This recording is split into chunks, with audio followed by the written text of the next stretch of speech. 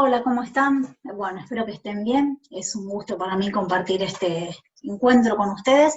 Mi nombre es Marina Miñafini, soy psicóloga, y de lo que voy a hablar hoy es de la teoría del desarrollo psicosexual de Freud y de la segunda tópica de Freud. Bien, mientras yo hable van a ver que, si me permiten lo voy buscando, mientras les comento, van a ver un PowerPoint arriba de la pantallita con los conceptos principales, es decir, yo siempre digo que muchos de ustedes aprenden por lo que escuchan y otros por lo que ven, así que me pareció piola poder hablar, dar la charla y a su vez que el PowerPoint esté con los conceptos principales como para tener otro registro para que les sirva más. Bien, bueno, dijimos que íbamos a hablar del desarrollo psicosexual infantil. La teoría del desarrollo psicosexual infantil fue investigada por Sigmund Freud, fue creada por él, en la que él decía que el desarrollo de la personalidad se basa en los primeros años de la infancia. Es decir, de hecho para Freud el desarrollo de la personalidad era igual al desarrollo de los impulsos sexuales. Ahora bien, cuando el niño nace con una serie de impulsos biológicos sexuales, es decir, nace con un montón de impulsos, entre ellos los sexuales. Y también de a poco, a medida que va creciendo, es como que la sociedad va entrando en conflicto con esos impulsos. Por ejemplo, un impulso sería que el niño tiene hambre y quiere tomar la teta en este momento, y la madre no está. O la madre considera que la tiene que tomar, no sé, en 2 horas porque ya tomó mucho hace poco y le va a caer mal tanta leche. Entonces, por un lado está el instinto sexual, lo instintivo del niño, lo biológico, lo que el niño quiere satisfacer en este momento, y por el otro lado lo social, que empieza a intervenir. Este conflicto que se da entre estas dos partes se desarrolla en 5 etapas principales, que es lo que Freud llama las etapas del desarrollo psicosexual infantil. Ahora bien, un segundo que vamos pasando. Hoy me fui por el otro lado. Una de las etapas, la primera etapa es la etapa oral. Cuando hablamos de estas 5 etapas, no significa que se pase de una a la otra en forma mecánica y no se pueda volver atrás, como si fuera una fórmula matemática. Es decir, no es progresivo. Se puede pasar de la primera etapa, que es la etapa oral, a la etapa anal, se puede pasar después a la tercera etapa, o el niño puede estar en la etapa anal y volver a la etapa oral, puede estar con 2 etapas al mismo tiempo, es decir, no es algo progresivo en el que termina una y empieza la otra y ya no hay marcha atrás, sino que el niño puede estar en las 2 etapas al mismo tiempo. Cada etapa tiene una zona erógena específica, menos el periodo de latencia, que es la 4ª etapa, que después les voy a explicar por qué. ¿Qué es una zona erógena? Una zona erógena es una parte del cuerpo que cuando recibe, que cuando yo me la toco, me produce placer. Es decir, es una parte del cuerpo que cuando me la froto, la toco o la chupo, al niño le produce placer. Bueno, al niño o al adulto, también los adultos tienen zonas erógenas. Es una parte del cuerpo que yo al tocármela me produce placer, al estimularla. Bien. Dijimos que la etapa oral, la zona erógena, ¿cuál es? La boca. Porque fíjense ustedes, si han estado en contacto con algún bebé, o seguramente lo deben saber, el bebé ¿qué hace? Chupa la teta, si la mamá no le puede dar la teta, chupa la mamadera, hay un chupete, inclusive se les da mordillos muchas veces, aunque no tenga dientes para morder, el mordillo sirve para que el niño lo pueda chupar. Todo esto al niño le produce placer. Inclusive hoy por hoy hay en el mercado unos collares donde las mamás se los ponen, que son unas piedritas blanditas, unas bolitas blanditas que se pueden chupar, que no contaminan, no se pueden romper, el niño no se las puede tragar, y la mamá se las pone y el niño agarra el collar y lo va chupando. Es decir, su zona erógena es la boca. Todo lo que pase por la boca, además de alimentarlo, bueno, de la leche alimentarlo, todo lo que pase por la boca le da placer. ¿Cuál es la actividad principal de esta etapa? El chupeteo. El niño chupa, inclusive hay bebés que se chupan los pies, se chupan el dedo, o sea, el chupeteo al niño le produce placer. Ahora bien, recuerden que yo antes dije que para Freud el desarrollo de la personalidad era igual al desarrollo de estos impulsos sexuales. Entonces, lo que él decía es que como yo resuelva cada conflicto que se da en cada una de las etapas, voy a tener una tendencia a hacer de esa manera. Es decir, esto es para el psicoanálisis. Depende, como yo resuelva el conflicto que se da en la etapa oral, voy a ser una persona más dependiente que otra. Y esa es la característica de la personalidad que se da en esta etapa. Inclusive él decía que la persona que quedó atrapada en este conflicto de esta etapa oral iba a tener problemas de bebida, problemas de la alimentación o problemas con el tema del cigarrillo, de fumar. Fíjense que tanto la bebida como la alimentación y el cigarrillo son cuestiones que pasan por la boca. Entonces, Freud lo que decía es que si una persona no resuelve el conflicto que se da en la etapa oral, va a tener problemas de este tipo que tiene que ver todo con la boca. Bien, después pasamos a la etapa anal. La etapa anal es desde el 1,5 años hasta los 3 años. La zona erógena principal, la zona erógena que le da placer al niño, es el ano. En esta etapa hay un concepto principal que es el concepto de ambivalencia. Es decir, ¿dónde ve el niño la ambivalencia? Por un lado, al niño lo que le da placer es retener las heces y expulsarlas. Retener la caca y expulsarla. Empieza a haber una mamá en la que, a ver, sabemos que el niño no puede retener la caca mucho tiempo porque no le hace bien. Entonces la mamá, cuando digo mamá me refiero a mamá, papá o cuidador, es indistinto. Digo mamá porque generalmente es la persona que más está en esta etapa del niño.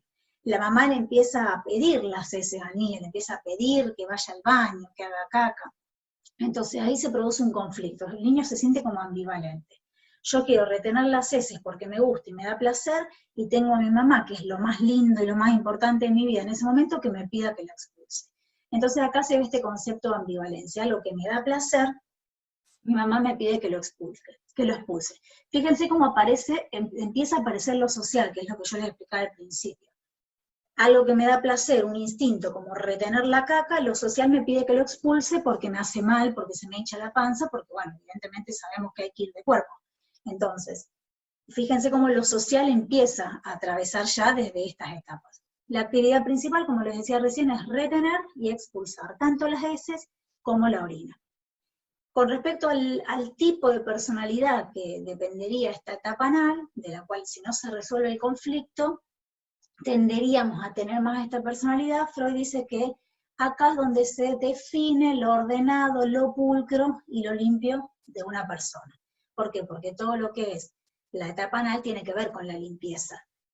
Para el niño, por ejemplo, las heces no son asquerosas, las toma como parte de su cuerpo y además algo que le da placer. Es el adulto, bueno, y el adolescente el que ya le empieza a poner esto de qué feo olor, o en el niño mismo, vieron que a veces los papás empiezan, uy, qué feo olor, hay que sacar esa caca, chao, pañal feo, qué asco, hay que ir a limpiar, o los niños a veces están 2 o 3 horas con la caca y no les produce nada, ¿no? Entonces esto de decir, bueno, a ver, algunos sí se paspan, pero lo que voy quiero decir que a ellos les da placer, inclusive los niños, por ejemplo, van a ver que se van a un costado a hacer caca, para tener su momento, su intimidad, para ellos esto es placentero. Toda la repulsión aparece después más adelante. Por eso se lo asocia con estas características de la personalidad que tienen que ver con el orden, lo pulcro y lo limpio. Bien. Después de la etapa anal pasamos a la etapa fálica. Cuando hablamos de falo hablamos del pene, pero es algo a tener en cuenta, la etapa fálica es tanto para niños como para niñas. Porque a veces se presta confusión que como las niñas no tienen pene, parecería que no pasan por la etapa fálica. Ambos pasan por la etapa fálica. Para la niña puede estar representado en tener un hijo de la mamá, pero para ellas también pasan por esta etapa fálica a pesar de no tener pene. La etapa fálica empieza más o menos a los 3 años hasta los 6 años. Hay una zona erógena principal que es el falo. Para los niños es el pene y para las niñas es la vagina, pero bueno, se suele denominar falo a los dos. La actividad principal en esta etapa fálica tiene que ver con investigar genitales. No solo los genitales propios, en los que el niño empieza a tocarse, a masturbarse, y la niña por supuesto también, acá hablo en general, sino con los genitales de los demás. Empiezan a ver los genitales de papá y mamá, de algún hermanito, algún amiguito, de los animales. Es muy común que intenten verle el pipi, como ellos lo llaman, a los perros, a los animales en general. Esa es la actividad principal, todo lo que tiene que ver con tocarle porque les gusta e investigar. Ahora bien, ¿qué pasa cuando el niño, y acá sí hago una diferenciación de género, qué pasa cuando el niño empieza a ver que la niña no tiene pene?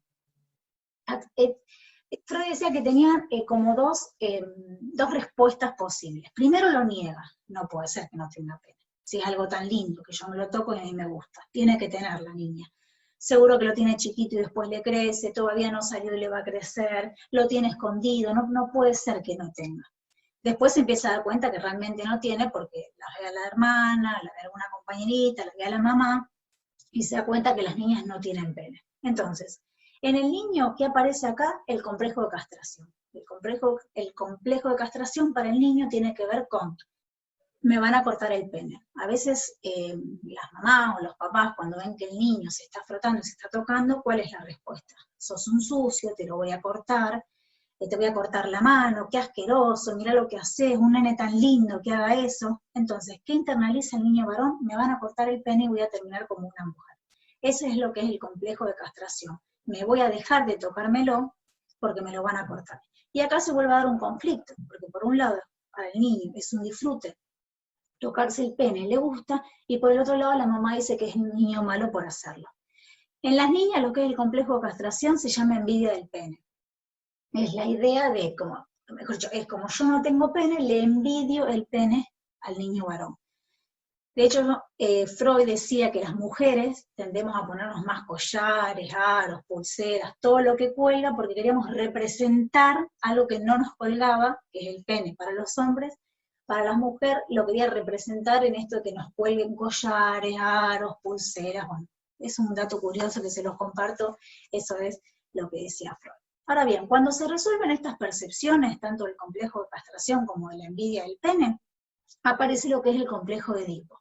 El complejo de Edipo en el varón y el complejo de Electra en la mujer. ¿Qué es el complejo de Edipo? Es un amor inmenso hacia el progenitor del sexo opuesto y el consecuente odio hacia el progenitor del mismo sexo. Es decir, el niño empieza a amar a la mamá, se quiere casar con ella, quiere tener un hijo con ella y odia al papá. Y la niña al revés, amo a mi papá, quiero que sea mi marido, no quiero que mamá participe en esto y empieza a odiar a la mamá. Fíjense la edad en la que aparece esta etapa fálica, que es entre los 3 y los 6 años. A los 6 años los niños empiezan la escolaridad primaria, y ya empiezan a tener actividades con compañeros varones, las niñas empiezan a tener actividades con compañeras mujeres, tienen más actividades, en general tienen las niñas más actividades con la mamá y el niño con el papá. Es como si el niño dijera, la amo a mi mamá, quiero tener un hijo con él y odio a mi papá, pero el con el que voy a jugar la pelota es con mi papá, entonces lo estoy empezando a querer. Y la niña lo mismo. Entonces ahí es cuando se empieza a resolver el complejo de Edipo y pasamos a la cuarta etapa, que es el periodo de latencia. ¿Por qué se llama? El periodo de latencia se da entre los 6 y los 12 años. ¿Por qué se llama periodo de latencia? Porque lo latente que es algo que está pero no se ve. Ejerce su efecto, pero no lo vemos, no lo podemos tocar, no lo podemos palpar. Entonces, acá hay un concepto muy principal, que es el de amnesia infantil. El niño parecería que en esta etapa se olvida de todo, como si no hubiera tenido estímulo sexual, no hubiera tenido instinto sexual, no se hubiera tocado el pene, no le diera placer a la niña tocarse la vagina, es como que entra en un estado de amnesia infantil.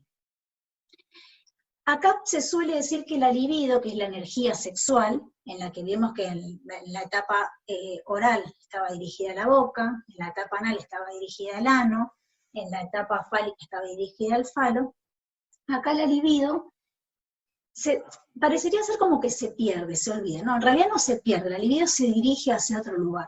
Es la única zona en la que no se dirige a un órgano o una parte del cuerpo, sino que se dirige hacia afuera, que es, por ejemplo, las actividades escolares o extraescolares. Acá la libido parecería que no se dirige a un objeto, sino que se dirige a una actividad de afuera. Y a partir de los 12 años pasamos a la última etapa, que es la etapa genital, que es lo que implica el desarrollo de la sexualidad adulta, donde acá la zona erógena principal también son los genitales. Pero a diferencia de la etapa fálica, los genitales me interesan del sexo opuesto, o del mismo sexo, pero quiero decir, me interesan los genitales del otro, no tanto los míos, como en la etapa fálica, que era algo propio de mi propio cuerpo, sino que en la etapa genital me interesan los genitales del otro.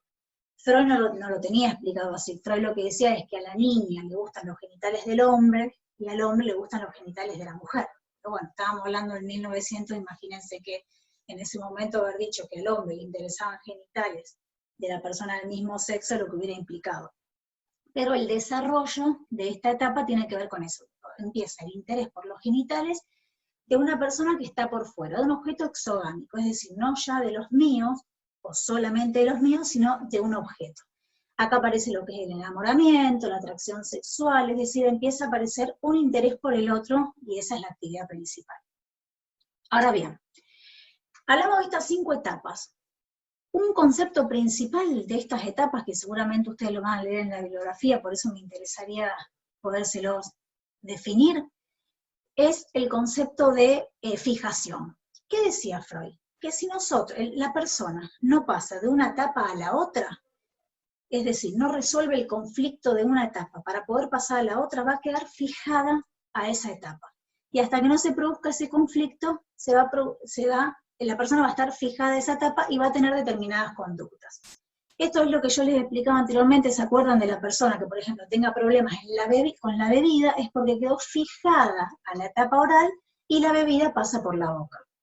Eso como para explicárselo, porque el concepto de fijación seguramente lo van a tener. Es esto, es que como quedar estancado, entre comillas, en una etapa y no haber podido pasar a la otra.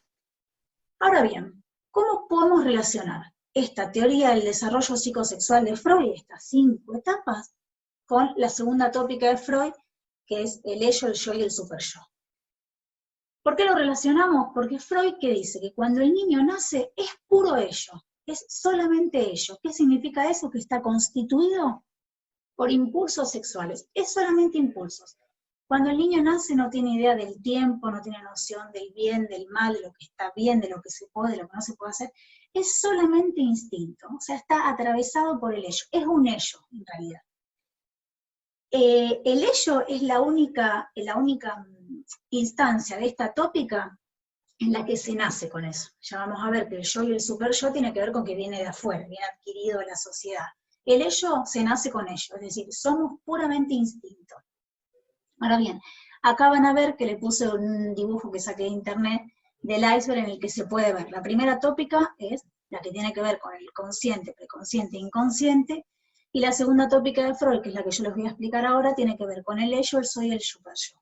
Fíjense que tanto el ello, en realidad tanto el ello como el yo y el superyo tienen una parte preconsciente e inconsciente. El yo se supone que es lo más consciente y el superyo también. El ello no tiene nada de conciencia, es puramente inconsciente. Bien, ahora vamos a definir un poquito cada una. A ver, ¿de qué hablamos cuando hablamos de ello? Como les dije anteriormente, el niño que nace está compuesto por instintos sexuales y es puramente ello. El niño lo único que quiere es satisfacer la necesidad que tiene. Tiene hambre y llora, tiene sed y llora, está mojado y llora, tiene sueño y llora. Es solamente instinto.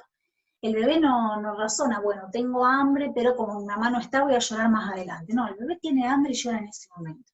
Por eso se dice que el ello es atemporal, no tiene idea de tiempo, no tiene noción del bien y del mal.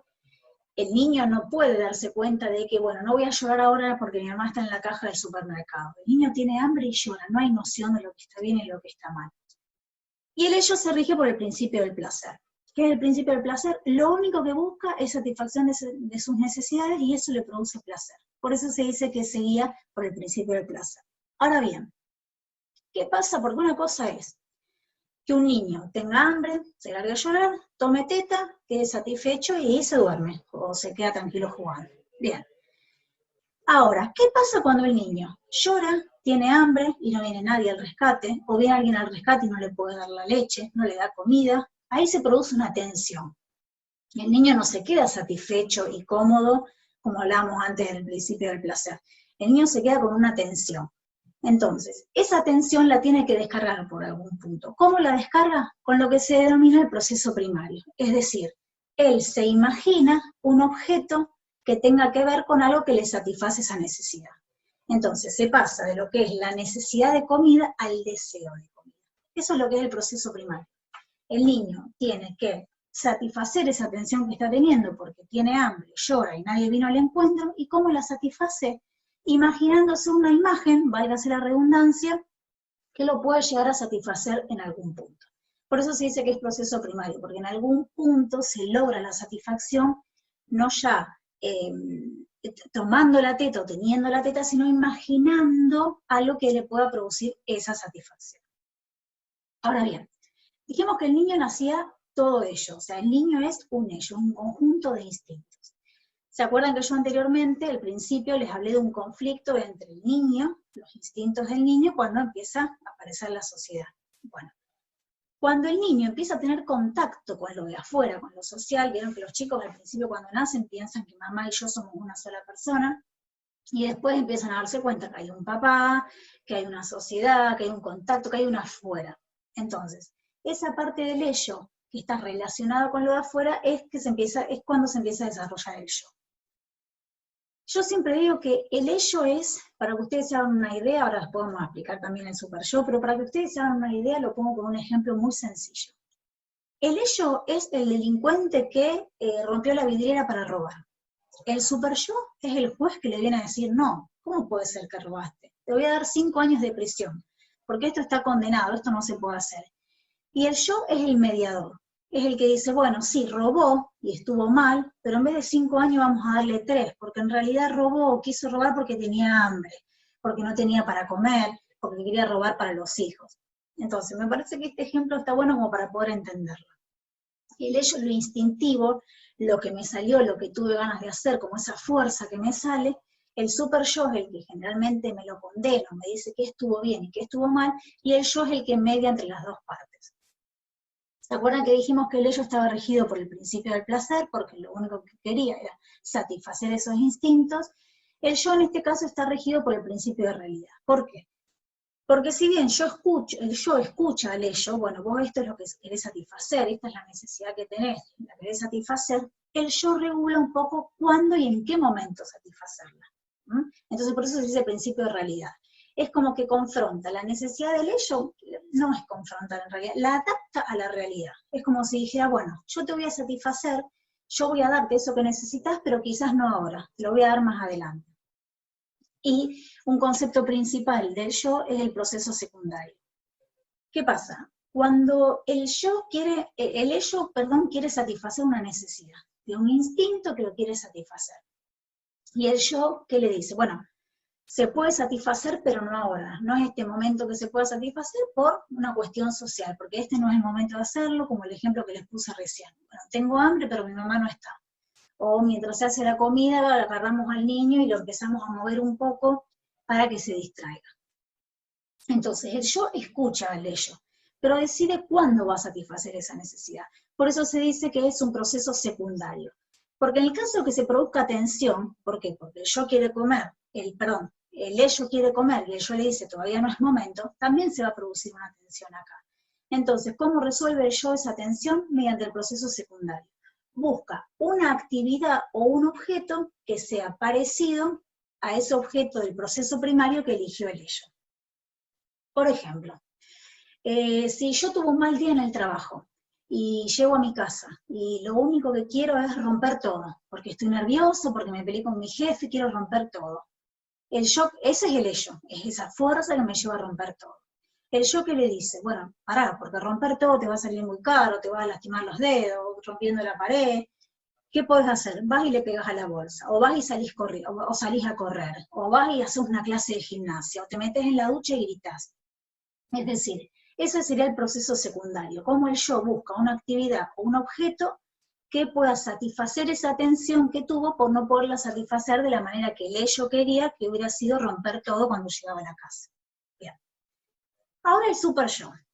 Yo siempre digo el super yo que en general, generalmente definimos el super yo como el juez, el malo, el que nos da la sentencia, la conciencia moral. Los sentimientos que se asocian al super yo es el sentimiento de culpa, el cargo de conciencia, lo que estuvo mal, el remordimiento. Pero yo siempre digo que el super yo hay que quererlo y hay que poderlo sostener. Porque el super yo es el que nos va a indicar cuándo y cómo hacer una cosa para no tener como una especie de condena social o condena individual, que sería, por ejemplo, la culpa. Vieron que como se lo tiene como...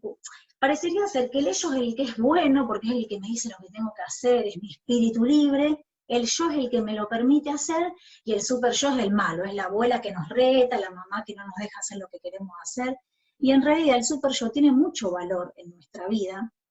En realidad los tres tienen el mismo valor por igual, pero tiene mucho valor porque él nos va a decir, bueno, nos va a ayudar a ver cuándo y cómo hacerlo. Por ejemplo, en la vida adulta, si yo soy una persona que tengo un ello que quiere gritar y quiere festejar y quiero cantar en voz alta, no es lo mismo como yo puedo actuar en la cancha un sábado a la tarde que como puedo actuar en la iglesia un domingo a la mañana. Entonces, el ello que me dice, grita, porque a vos te gusta gritar, y se puede gritar porque no está prohibido, y te gusta vociferar, y te gusta cantar, y el super yo es el que nos dice, bueno, pero pará, quizás en la iglesia está mal cantar, o en la iglesia te van a retar, o de la iglesia te van a sacar. Entonces el yo media entre estas dos posturas. Bueno, gritar se puede, escucha al ello, y también escucha al super yo. Sí, gritar se puede, pero no en la iglesia un domingo a la mañana. Entonces en la iglesia lo que puedo hacer es cantar un poquito más fuerte, pero no gritar.